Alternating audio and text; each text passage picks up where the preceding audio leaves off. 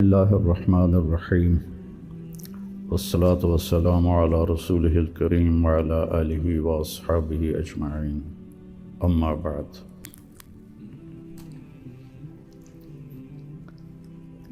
دین اسلام زندگی گزارنے کا وہ طریقہ ہے جو اللہ نے جناب رسول اللہ صلی اللہ علیہ وسلم کے ذریعے سے ہم تک پہنچایا اور بتایا، ڈنڈے سے نہیں چلایا۔ باقی جو جتنی مخلوق ہے ان کو اللہ نے مجبور پیدا کیا ہے۔ آم کے درخت پر اس کی مرضی سے کیلا نہیں لگے گا، آم ہی لگے گا، یہ اس کے لیے پابندی ہے۔ کریلا کڑوا ہوگا، میٹھا نہیں ہوگا۔ بھینس نے دودھ دینا ہی دینا ہے، اس کو اختیار نہیں کہ وہ انکار کر دے۔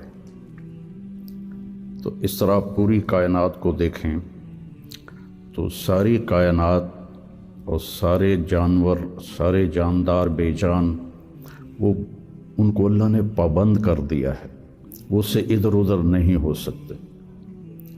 ہمارا چونکہ پیپر ہے کہ لیبلوکم ایکم احسن عملا، کہ تم میں کون اللہ کو راضی کر کے آتا ہے، کون اپنے عمل کو خوبصورت بناتا ہے، اور کون اس تھوڑی سی زندگی کے پیچھے اپنے اللہ کو ناراض کر دیتا ہے۔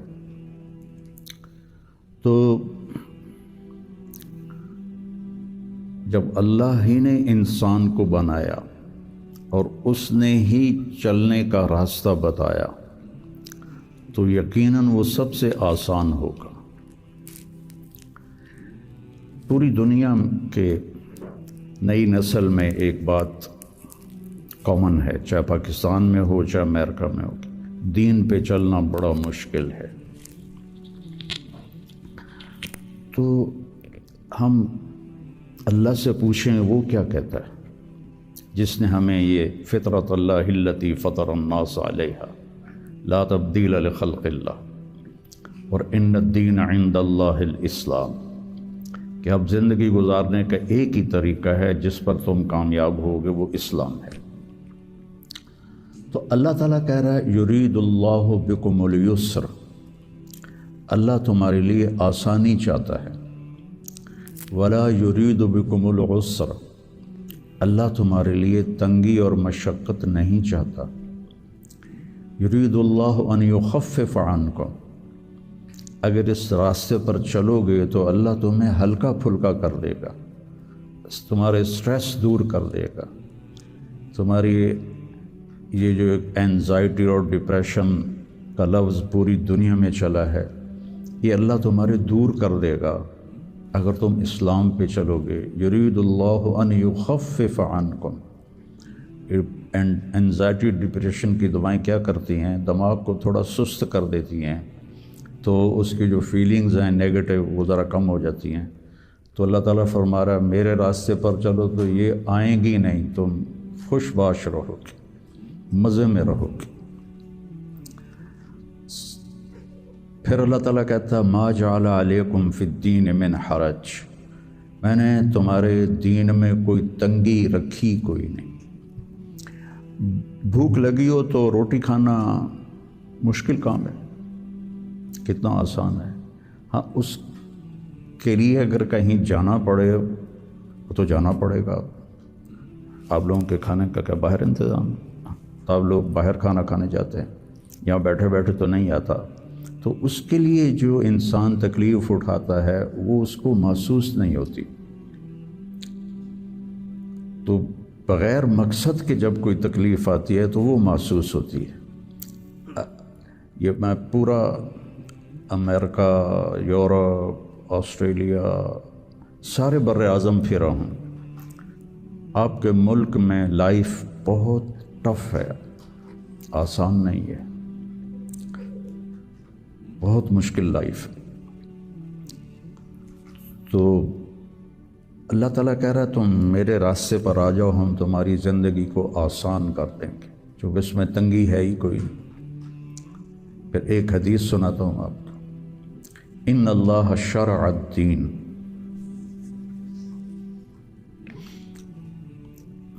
اللہ تعالیٰ نے تو ہمارے یہ دین کو شریعت بنایا۔ شرع کسے کہتے ہیں؟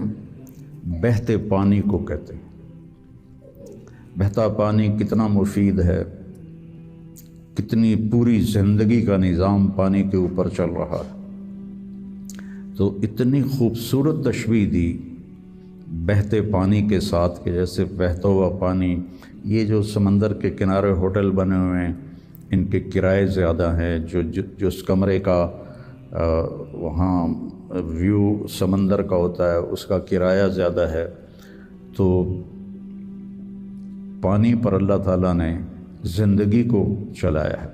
وَجَعَلْنَا مِنَ الْمَاءِ كُلَّ شَيْءٍ حَيٍّ، اور اللہ قرآن میں کہتا ہے کہ میں نے ہر جاندار کو پانی سے پیدا فرمایا۔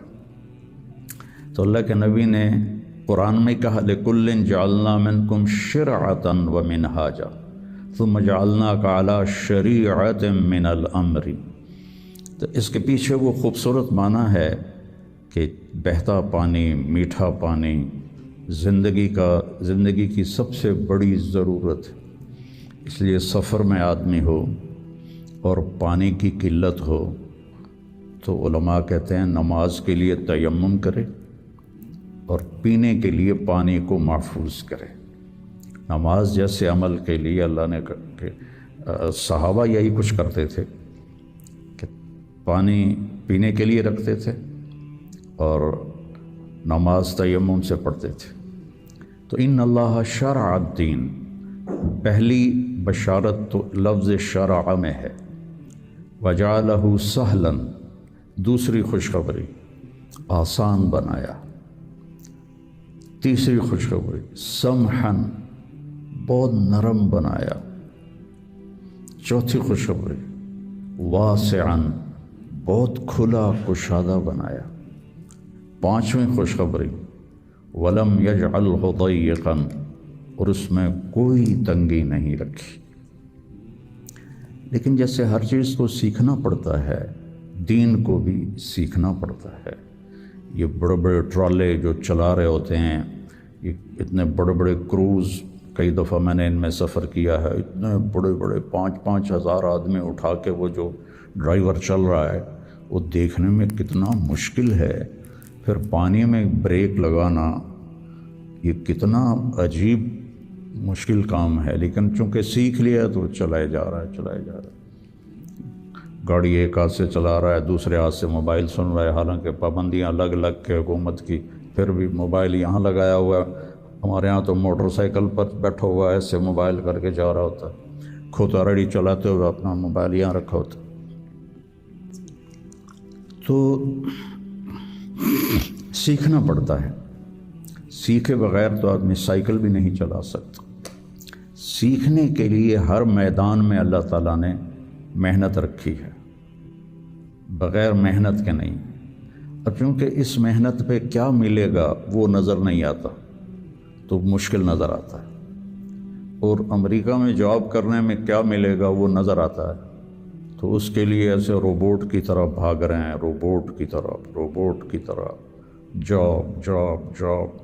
جو بڑے بڑے کاروباری ہیں وہ بھی مزدور کی طرح کام کرتے ہیں، وہ بھی ایسے فری نہیں ہے کہ بھئی اب میرا بڑا کاروبار ہے میں آرام سے گھر بیٹھوں آدمی رکھ لوں، نہیں۔ تو وہ مشقت اس لیے آسان ہوتی ہے کہ اس کی آؤٹ پٹ نظر آ رہی ہوتی،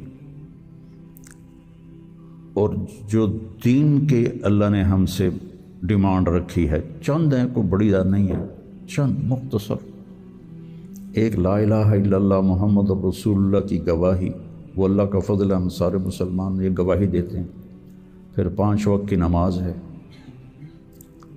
اور سفر میں آپ کے لیے اللہ نے آدھی کر دی ہے، اکٹھی کر دی ہے، ظہر عصر اکٹھی پڑھ لو، مغرب عشاء اکٹھی پڑھ لو، اور رمضان کے روزے ہیں سال کے بعد، حج اور زکوٰۃ پیسے والوں پر ہے، عام لوگوں پر نہیں ہے۔ اور پھر ان میں کوئی کمی کوتاہی ہو جائے تو اللہ نے معافی رکھی ہے، کوئی نماز چھوٹ گئی قضا پڑھ لے، معافی مانگ لے، معاف ہو جائے گا۔ روزہ عذر کے ساتھ چھوڑے تو کوئی گناہ نہیں، بغیر عذر کے چھوڑے تو معافی مانگ لے اور روزہ رکھ لے تو وہ ہو گیا۔ اس کے بعد میں آپ کو ایک حدیث سناتا ہوں، آپ کو پورا دین آپ کے ہاتھ میں آ جائے گا۔ 10 لاکھ حدیثیں ہیں، میں ایک حدیث سنانے لگا ہوں، صرف ایک۔ میرے نبی نے فرمایا 4 اذا کانت فیکا، 4 کام کر لو، صرف 4 کام کر لو، دنیا بھی تمہاری ہے، آخرت بھی تمہاری۔ پہلی چیز صدق و حدیث، ہمیشہ سچ بولو، جھوٹ نہ بولو، مذاقاً بھی جھوٹ نہ بولو، سچ بولو۔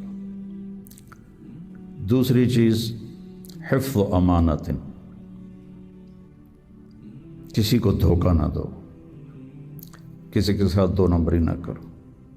تیسری چیز حسن و خلیقت، اپنے اخلاق اچھے کرو، اور اچھے اخلاق 2 چیزوں سے قابو میں آتے ہیں، ایک اس زبان پہ قابو ہو، ایک دل کے جذبات پر قابو ہو، دل میں کسی کے لیے نفرت نہ ہو، اور زبان سے کسی کے کو ذلیل کرنے کا بول نہ ہو، غیبت نہ ہو، بہتان نہ ہو، جھوٹ نہ ہو، گالی گلوچ نہ ہو، تو کسی کو دل توڑنے والی گفتگو نہ ہو۔ یہ 2 باتیں کوئی عورت کوئی مرد کر لے تو اس کے تقریباً سارے ہی اخلاق اس کے قابو میں آ جاتے ہیں۔ ابو دجانہ رضی اللہ تعالیٰ عنہ بہت بڑے صحابی ہیں، ان کے اتنے فضائل ہیں، کتابیں بھری پڑی ہیں، لیکن وہ فرماتے تھے کہ میرے بھائیوں، میرے پاس بخشش کا سب سے بڑا جو عمل ہے وہ یہ ہے کہ میں نے اپنی زبان سے کبھی کسی کو دکھ نہیں پہنچایا، اور میرے دل میں کسی کے لیے نفرت کوئی نہیں ہے۔ وہ بدر میں شریک ہوئے، احد میں شریک ہوئے، خندق میں شریک ہوئے، حدیبیہ میں شریک ہوئے، حج میں شریک ہوئے، یمامہ میں شہید ہوئے، اتنی بڑی فضیلتیں، لیکن وہ کہتے ہیں میرے پاس بخشش کا عمل یہ ہے کہ میں نے اپنی زبان سے کبھی کسی کو دکھ نہیں پہنچایا، اور میرے دل میں کسی کے لیے نفرت نہیں ہے۔ یہ فرائض کے بعد اس 2 چیزوں پہ آپ عمل کر لیں تو آپ کے اخلاق بہت عالی ہو جائیں گے۔ اور چوتھی چیز فرمائی عفت فی طعمۃ، کہ رزق حلال کماؤ۔ تو یہ 4 کام ہیں، سچ بولنا، دیانتداری سے کام کرنا، دھوکہ نہ دینا، اخلاق اچھے رکھنا، اور رزق حلال کمانا۔ تو ان 4 کاموں پر جہاں مرضی آپ دنیا میں زندگی گزاریں، آپ کی دنیا بھی بن جائے گی، آپ کی آخرت بھی بن جائے گی۔ یہ تبلیغ میں اس کو سیکھنے کی محنت ہوتی ہے کہ اس میں تھوڑا وقت لگتا رہے تو زندگی کو ایک رخ مل جاتا ہے، اور عمل کی توفیق مل جاتی ہے۔